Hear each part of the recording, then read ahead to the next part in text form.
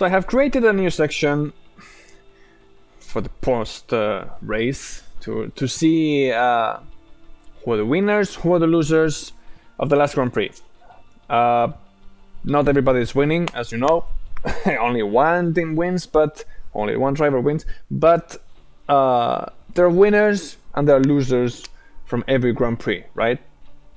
It's the start of the season, and every car was kind of new. Not new, of course. It's an evolution of the last year's car because there is no big technical changes between 22 and 23. So let's go to see who are the winners, according to my own point of view. Of course, everybody can have a different one. Who are the winners of the Bahrain Grand Prix last weekend, 2 days ago? Number one, Red Bull. This is kind of obvious. The fastest car at the end of the season last year, fastest car at the beginning of this season, and not only the fastest car, they are destroyed everybody else on the race. They were the fastest in qualifying, they were the fastest in the race. Their strategy was different. Everybody went soft, hard, and hard. Red Bull went soft, soft, and hard. This means that their tire management is above everybody else as well. So like I said, the fastest car, the fastest driver so far. And they are, everything they did was perfect. Even Sergio Perez was doing great. He could overtake Leclerc after some laps thanks to their strategy. Leclerc had a hard tire, Perez had the soft tire. There was nothing Leclerc could do, especially because Leclerc, unlike Perez, had to tire manage. But anyway, Red Bull is one of them. Max Verstappen, I think this is gonna be a cruise to the third world title. He did everything, pole position. I think he did the fastest lap, and he won the race. I mean, he didn't have anybody challenging him. Like, for example, he had last year Charles Leclerc. In this race, challenging him for the victory, right? He was Verstappen was second, Leclerc was first, Red Bull was behind the Ferrari. This year they are really ahead of everybody else. So Verstappen, I think, is gonna be the world champion with many races left for the end of the season. So I think Verstappen is one of the main winners, not just of the race, but for the whole season as well. Aston Martin, well, we saw in the preseason, we saw in the winter testing, we saw rumors during the winter and everything that this car was going to be fast. They have one of the fastest drivers in the grid as well with Fernando Alonso. And in the race, they were also like the best of the rest, let's call it, right? Red Bull is really ahead of everybody else.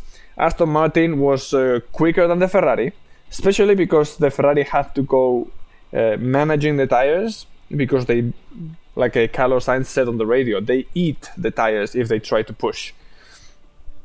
The Mercedes do not have the speed, and the Aston Martin has a little bit of both, right? Has the speed of the Ferrari and has the tire management of the Mercedes, for example. So, like we saw Red Bull in the early 2010s decade, the client team is beating the official team.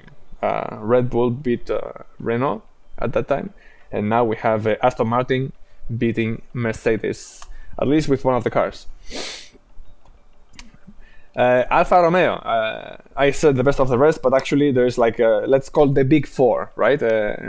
Red Bull, Ferrari, Mercedes, and Aston Martin.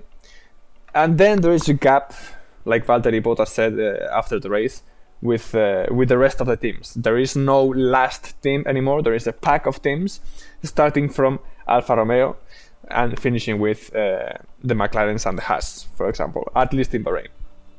Alfa Romeo is the leader right now of that pack. We don't know if the Alpine was doing well or not because Ocon had a horrible race and Gasly had to start from the back of the race.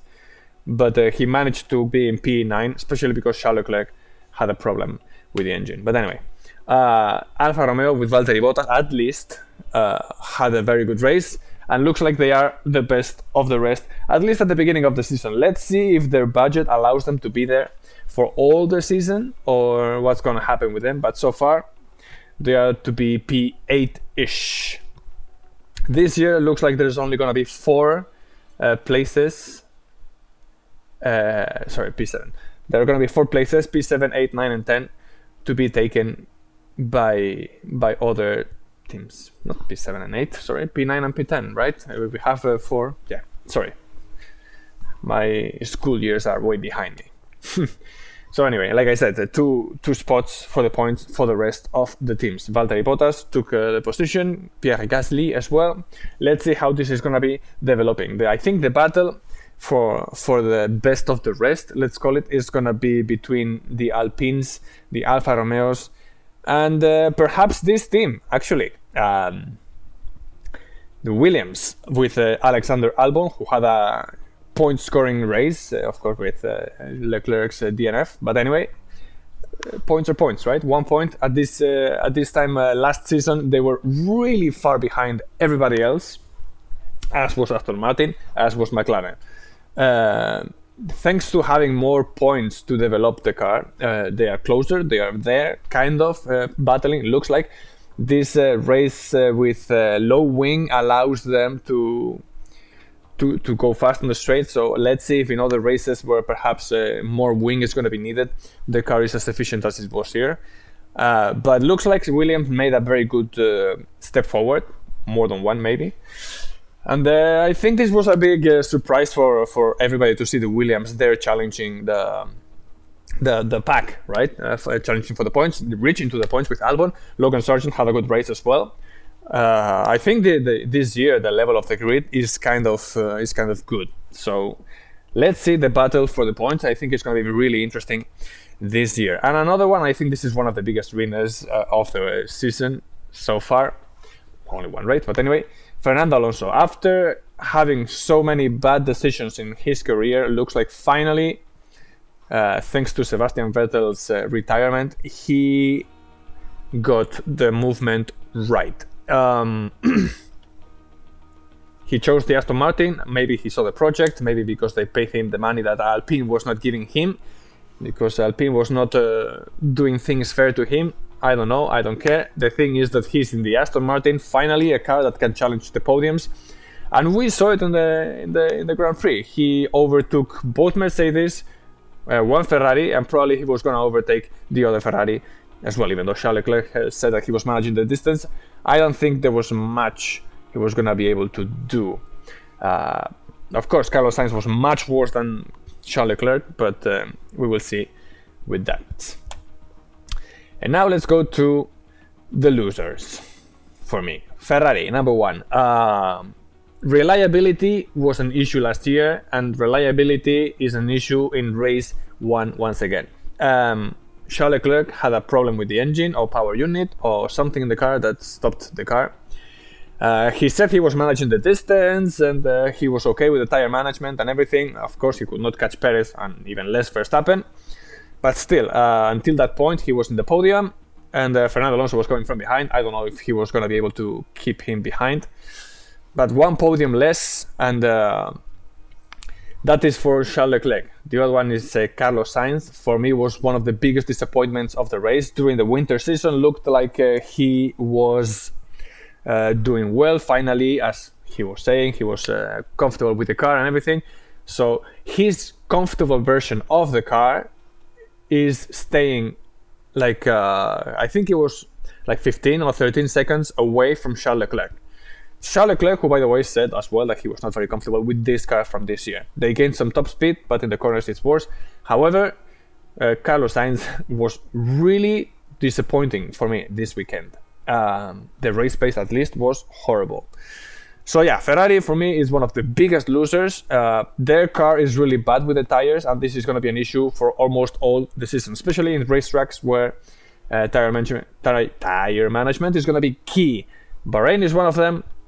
I think Austin is going to be another one, and there's some races where more than one pit stop is going to be needed. Even some races where one pit stop can be used, but those like hard medium compounds are going to be key to try to tire manage. They are going to suffer a lot, like Barcelona, for example, that comes to my mind right now.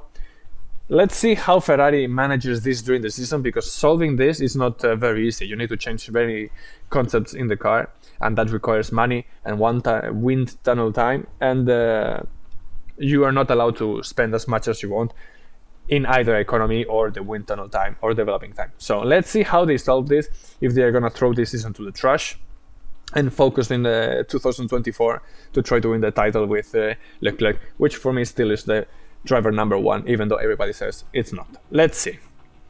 Alpine, what can I say? They were the best of the rest last season. They lost Fernando Alonso, they got Pierre Gasly, and we saw that Ocon had one of the worst races ever. He was not in the correct place for the starting of the race. He went to the pits to change the nose because he had some damage. He had a penalty, and the team, instead of doing the penalty first, which is how it's supposed to be, and then changing the nose, they changed the nose and then did the penalty, which meant he had another penalty for that. And then there was a speed limit in the pit lane. He was over it, and he also lost time with that. There was another time penalty, so in the end, retiring the car. There was no point of continuing racing. They were hiding a lot in the preseason. They thought, many people were speculating, maybe they have something, they're very confident. But we saw that actually there is nothing. People were expecting a lot from Alpine, maybe getting closer, as Aston Martin did, for example, to the Big Four, or to the Big Three at that point. But not only they didn't get closer, it's the only team that lost time from last year. So I think this is going to be a really disappointing season for Alpine. Once again, the car is not as good as they thought it was going to be, or at least in this racetrack. Let's see how it develops later. But it's not what everybody was expecting from this team, especially being one of the four constructors, right? Ferrari, Mercedes, Alpine, and Red Bull could be considered as a constructor because they have the power of Honda behind. Anyway, one of the biggest losers of the Grand Prix. They were supposed to be closer to the Big Four, and they are not. The Haas, if you could see where they were last year, how they were battling for points and everything, and where they are this year. Hülkenberg went into Q3, yes, but he had a horrible race. Magnussen was out in Q1, and then again, they were not even challenging for the points, where here last year they were challenging for P5. Let's see how the season develops for them, because this is going to be, I'm guessing, a big disappointing season. They got rid of Mick Schumacher because apparently he was being outperformed. He was crashing, costing a lot of money. But if you analyze how he was... Well, now you saw who's the next one. Anyway. How he was performing at the end of the season, and this is something I was saying to people I know last year. Mick Schumacher was outperforming Magnussen almost every race in the last 7-8 races. Since Zandvoort, for example, Mick Schumacher was challenging him, and most of the times he was ahead of him. They got rid of what I think is the good driver, and they brought Nico Hülkenberg, who, yes, he was a very good driver. He was retired. He was out of the F1 for many seasons, even though he did a couple of sporadic races here and there because of the COVID. But I don't think he brought anything to the team so far. Let's see how the season develops. Of course, he needs maybe some time to get in shape once again. But I don't know. I think Haas is going to be one of the biggest disappointments of this season, and they might be the last team in the standings at the end of the season. Maybe fighting with AlphaTauri. AlphaTauri, I don't put it as a loser because they are expected to be there. They don't have the budget. They don't have the support from Red Bull anymore. And they don't have, the personnel, let's say, to be going forward in the championship as perhaps they did in the past with the help of Red Bull, of course. But anyway, and McLaren. McLaren, how they finished last season, challenging Alpine for the 4th position in the championship, and now once again they were the last. Piastri had a problem. I think it was with the steering wheel, and then the car was not starting. And Norris also had so many issues, not just of the driving of the car, with the braking, which was one of the problems of the preseason. Once again, in the same racetrack as last year, they had the same problem, braking. And not just the braking, of course, but anyway. And they had such a bad race, so many pit stops for nothing. I mean, they finished last. Norris was the last by far. He was lapped twice, if I'm not mistaken. So I think McLaren, well, we saw how they reacted, so perhaps the second part of the season might be better than the start of the season. But this, if they want to improve, is going to be a problem. They need to start the season as they finished last year, for example, challenging Alpine for P4. Now they should be challenging, for example, the Aston Martins or the Mercedes. They should be getting closer, but they didn't. Let's see how they develop from the next racetracks, because apparently McLaren has a problem with Bahrain racetrack.